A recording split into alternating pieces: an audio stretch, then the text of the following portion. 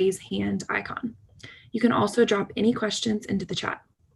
These sessions will be recorded and available on demand after the event. So that's it for me, and I will now turn it back over to Harris to begin. All right. Thank you so much, Charlotte. Want to say, thank you to SaaStr for putting all this together.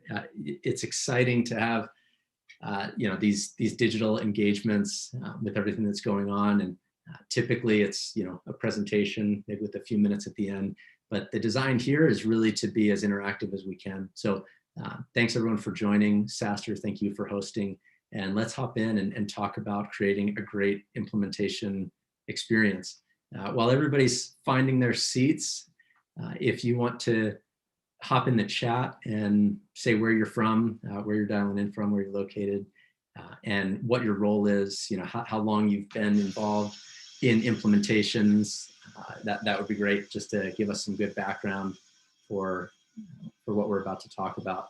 I'm also going to have my email address in the chat as well. So if there are any questions that we don't get to or any thoughts you have after this, or if you want to engage on anything else, I'd be happy to do that on a one-on-one basis. All right, so let's hop in and just talk about why we think implementation and onboarding is critical to your success. In the SaaS world, we talk about scale, right? We want to scale efficiently.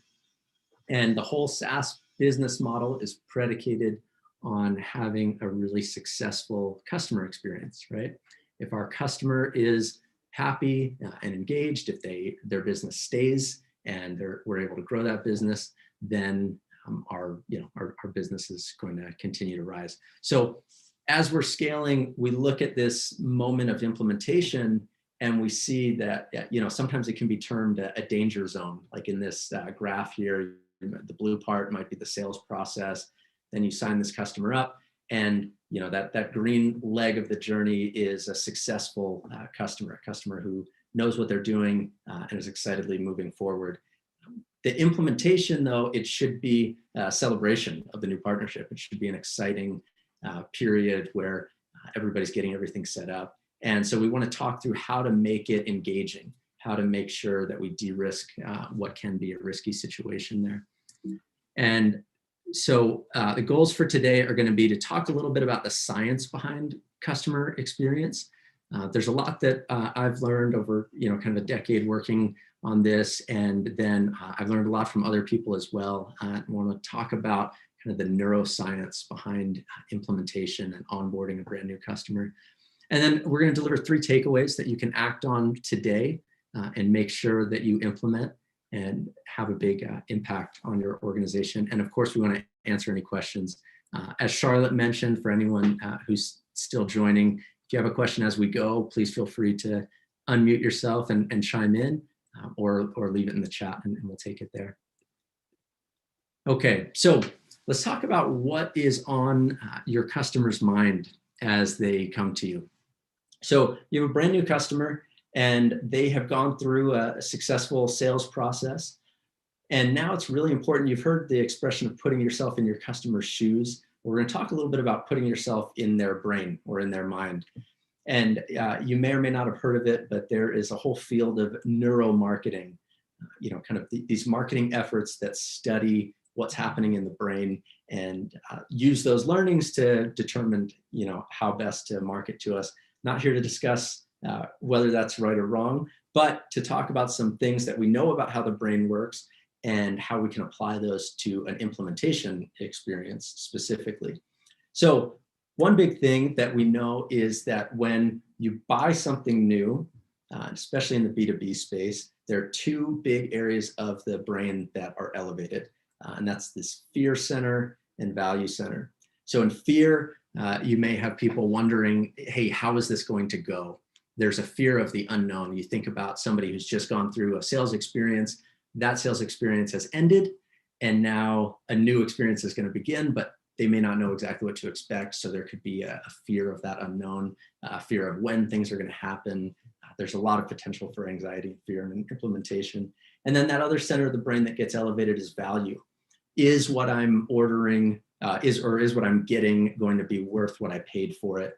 Is this really going to work? This is my first true experience with it since we've paid for it. So let me make sure that I'm getting all the value I can out of it. So these things are really highly elevated. And I want to talk about what we can do to provide an antidote to the fears that may be on people's mind and a reinforcement to the value that people are thinking about. So who recognizes this map? What are we looking at here? What's this a map of? Oh, I see we've got someone from New Zealand.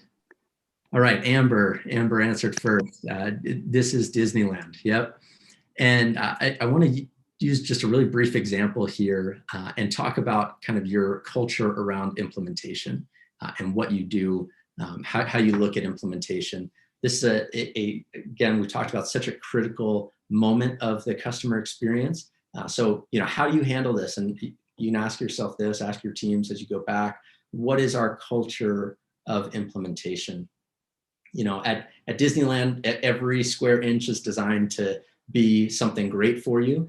And think about your own product in that way. I'm sure that every part of what you're offering, your service, your product is designed to be great for your customer. But there's probably a lot to it. And it's really important that you understand what is most exciting to your customer in order to really delight them. So you have to know what's going on in their mind. If I book a trip to Disneyland and I come back and, my travel agent says, hey, how was your trip? And I say, oh, it was okay. My favorite ride, maybe my favorite ride is Space Mountain, and it was closed that week. Now, if my travel agent had known that was my favorite ride, they could have booked me for a different week. And making sure that I'm there when that ride is open would have made for a much better experience for me. We can also take that to the next level where knowing that, and another reason to use the Disneyland example is there's a lot of lore and legend behind Disneyland, right? So maybe knowing that this is something I really like, they can look up facts about it, set up a behind the scenes tour, do things like that.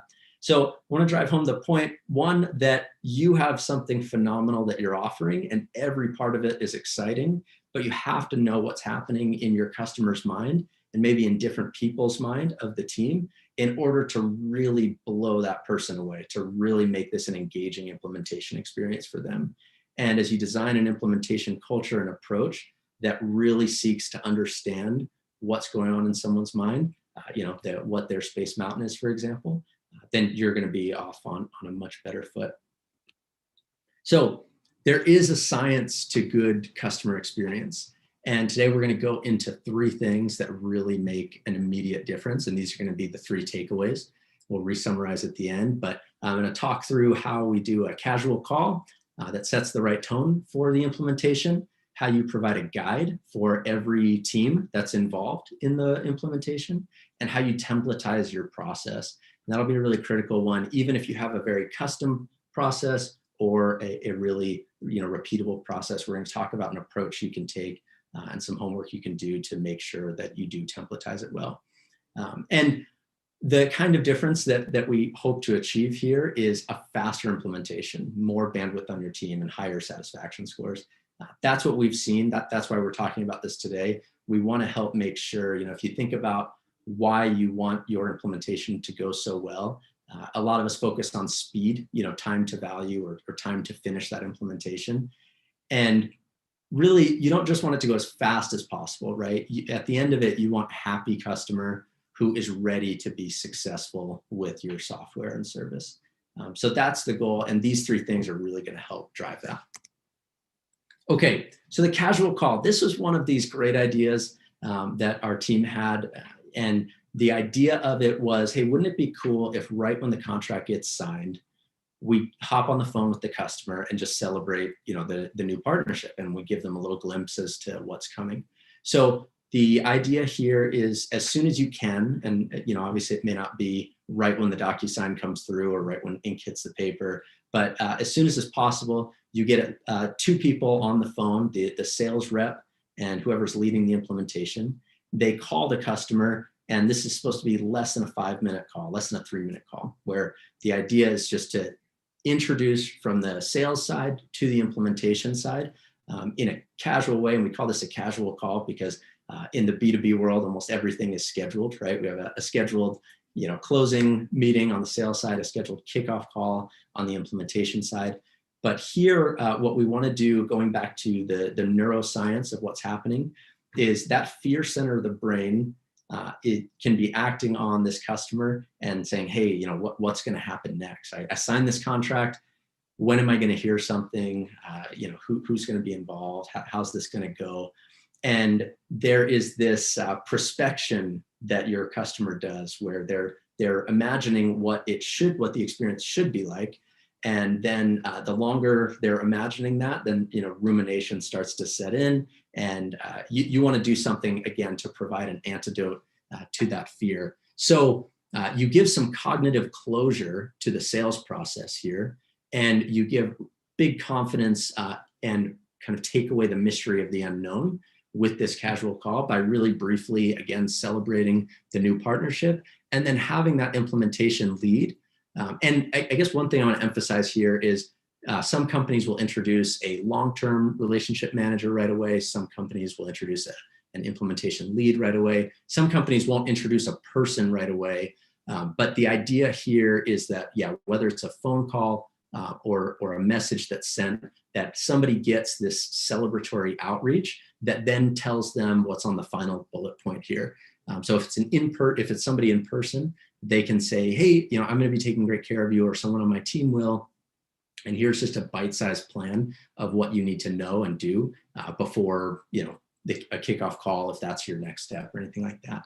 And there are 3 kind of critical components to lay out to them in this quick casual call. One is who to contact if they need anything. So, hey, now that you're done with the sales process, who should I contact? Again, if it's not a who, it should be a where should I go if I need help? And then what's the first thing that needs to happen?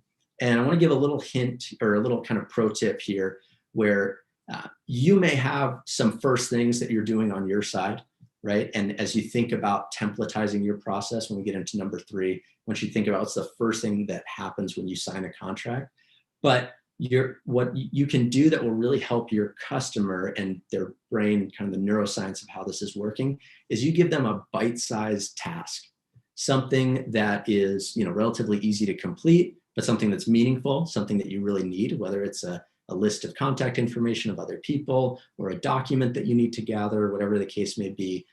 On this casual call, all you do is give them that first bite-sized piece of it, and then let them know that they'll be getting more later. But what happens here is it really delights the customer. It provides good closure to that sales experience, neutralizing the fear of the unknown, and instills confidence. Wow, I'm in good hands here.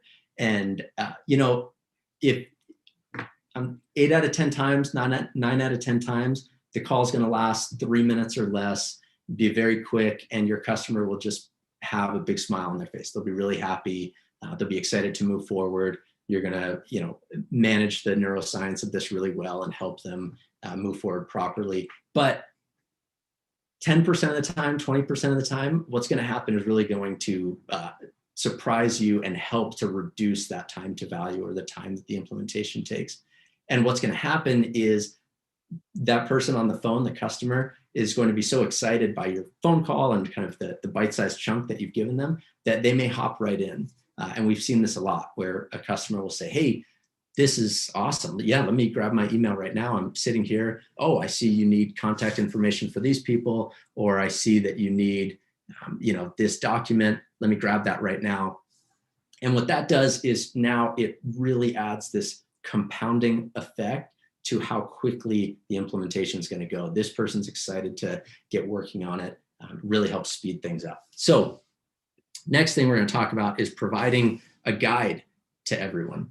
So we want to make sure that everyone who is involved understands what they bought, where they are now, and when and where the finish line is. So this will change over time, but we want to provide that guide so that people see who's in charge of what, and everybody's got a copy of it. This could be something that you update as you go, but really critical that from the person who signed for the agreement to the salesperson at your own company, to your team, the other team who's executing the work on the customer side, that everybody has this guide that shows them those 3 things: what they bought, where they are now, and what the finish line looks like.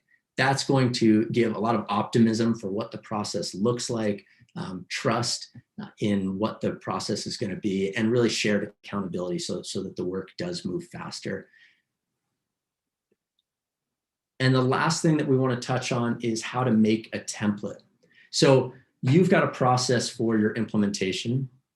It's really critical that you standardize and document that process that you take to implementation. So you may have different engagement types that you're involved in. This customer purchased this product, or we're deploying this engagement in this example. But what I want to highlight here is that you delineate out 3 things for both parties every time. So the idea is that you're going to look at the durations, the dependencies, and the descriptions for each thing that needs to take place. So, name a task. Hey, this is the first thing that we're going to be doing. And then give it a dependency, what has to happen before this, and then a description. And Vince Lombardi has a great quote that, you shouldn't speak to be understood, but you should speak so that you cannot be misunderstood. That's the goal in the descriptions here. If you've got that well mapped out and templatized for your internal teams as well as your customer responsibilities, you're going to be in great shape, and again, really help to speed things up. So I want to break and pause there and open it up for questions and anything that's on anyone's mind as they're going. Kind of first thing that we could ask is, hey, tell me about a map or a guide, an experience that you've received that you've really enjoyed working with, whether it's your navigation app or whatnot. But let's talk through your implementation experience here. Let me open it up to everybody.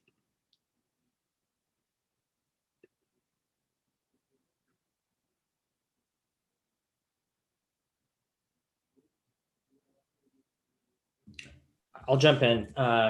For Harris, it's Poya. I was curious, when you first get started, if you don't have historical data, what are lagging indicators or things that you can see to ensure that you're on the right process of putting together good implementation? Like, what I'm trying to say is, like, when you're in sales, right, and you don't have historical data and you don't know how sales are doing, you track activities.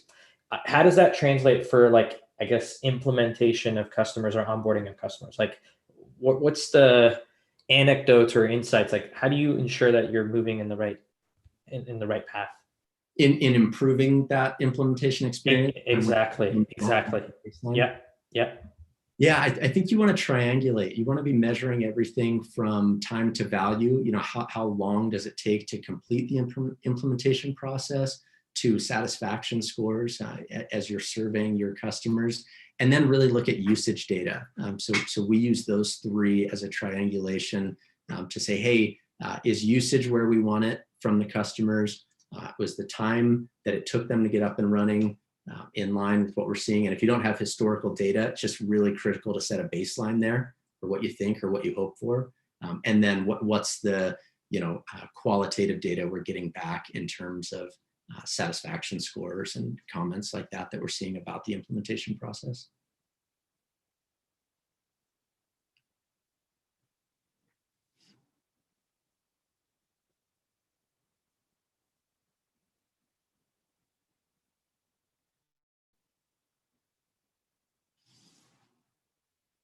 All right. How do you help to hold the client accountable for steps in the implementation? Mark, this is a really good question.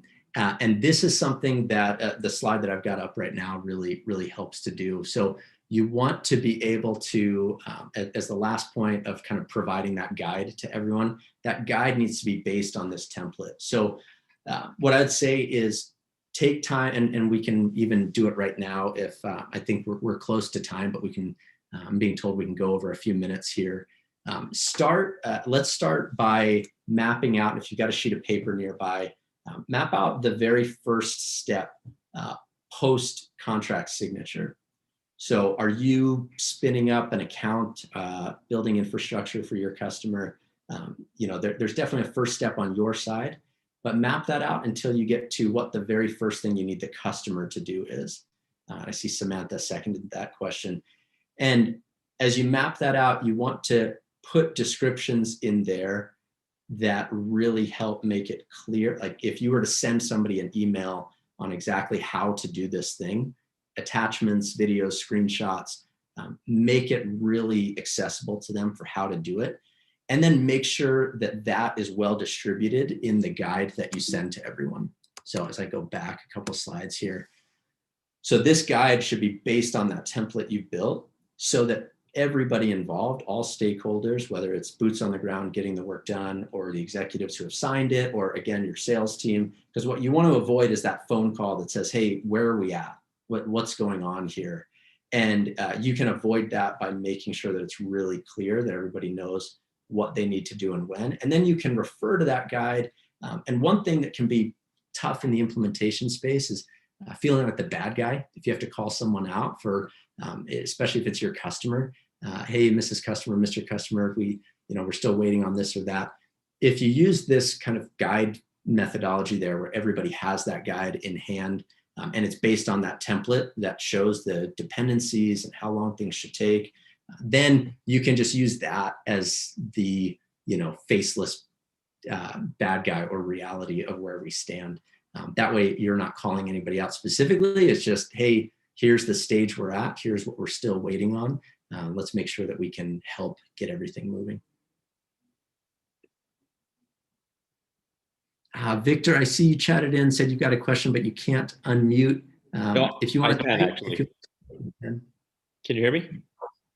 I can hear you now. Yep. Sorry. So just really quick, I wanted to ask you, sometimes post-signing a deal, or oftentimes post-signing a deal, you have contacts in the customer that don't spread far.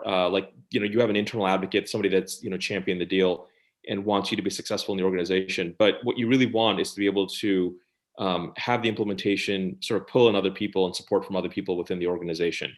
I wonder if you have any advice about how to effectively, sort of leverage the folks that to have a broader implementation and a successful implementation beyond sort of that small core group of advocates, if that makes sense. It does make sense. And is this, I guess, to make sure I understand, is this, hey, we almost a land and expand? We've got 2 or 3 people here who are excited and passionate about what we're doing, but we need their whole team to be bought in, or we need their whole department. Yeah, that's right. I think that makes sense.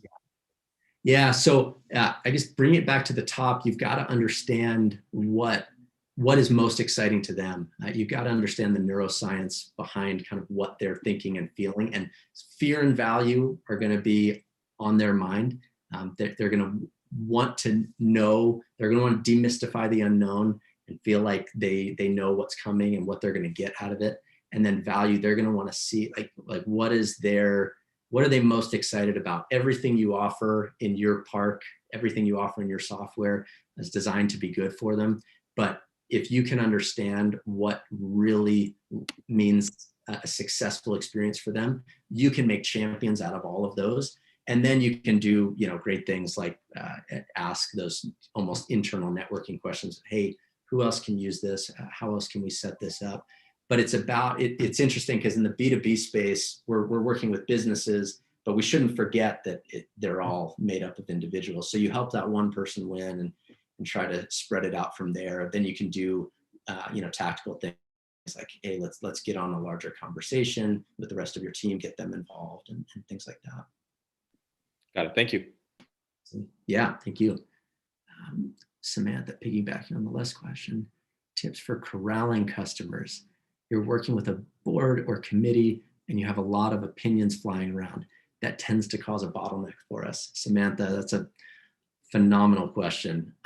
So this, again, I would go back to this guide, right? Help make sure that there is a really good delineation between the implementation guide and the process that you need to follow in order to get from where you are to where you're going to go. And then that everybody feels like there's a safe place for, parking lot questions or other things that we're going to cover, especially when you have a lot of, leaders in a room. You can get a ton of great ideas that don't necessarily help you get to the next milestone or to the finish line that you need to get to. So make sure that if people have this guide and they see the dependencies and how long things should take, you can then, instead of spending your time in status updates and making sure people have their task assignments, you can spend your time doing kind of exception handling and making sure to reinforce the value center of their brain that's really heightened right now, and say, hey, as we move through this and this, we're going to get to this value really soon. So let me take these questions and save them and follow up for you on those. And then that'll help kind of keep the train on the tracks. Response time is also huge there. It's not something I mentioned in one of the three, but the quicker you can be in terms of responding and helping people know what's going to happen next or get an answer to their question, the much more at ease they will be. If you think about the experience they have in their consumer lives, at any moment they can see where their package is, or they can see where their food is as it's being delivered to them. So they're working with those companies and having those experiences on the nights and weekends. They're working with you during the day. Help make sure that they feel that same level of confidence and trust in what you're doing for them. A lot of questions coming in. Okay, do you have any data that shows if clients are willing and are wanting to do work in a client workbook format? Okay, so the question here from Amber, are clients willing or do they want to do work in a client workbook format? By client workbook, I assume you're kind of mentioning something that you'd send over to them and say, hey, we need this, this, and this. Absolutely. People want to self-serve. They want to know what they can do. Again, these parts of the brain that are elevated, and I can share, I guess, some podcasts and articles with you that go deeper into the neuroscience of it. But the fear center of the brain is all around the unknown. Hey, what's going to happen next? Is it going to be as good as I thought it would be? The value center of the brain is all centered around, am I going to get out of this what I should be getting out of this? So a client workbook or something you can give somebody to say, hey, this is exactly what you need to do, is a great antidote to that fear, because now they've got their checklist, which is a powerful, cognitive tool. And they've got, if you can add into that workbook kind of little treats or, hey, you're going to get this out of completing this. You'll be closer to this. Once you do this, you'll be able to get this value and this value. Then yeah, that really helps, goes a long way. All right.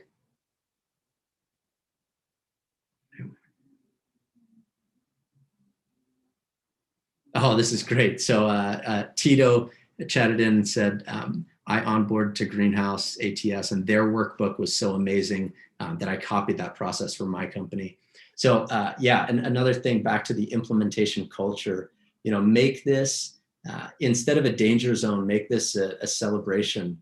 This implementation is where you're cementing the partnership, helping make sure that you make a great first impression, that your customer knows you're there with them.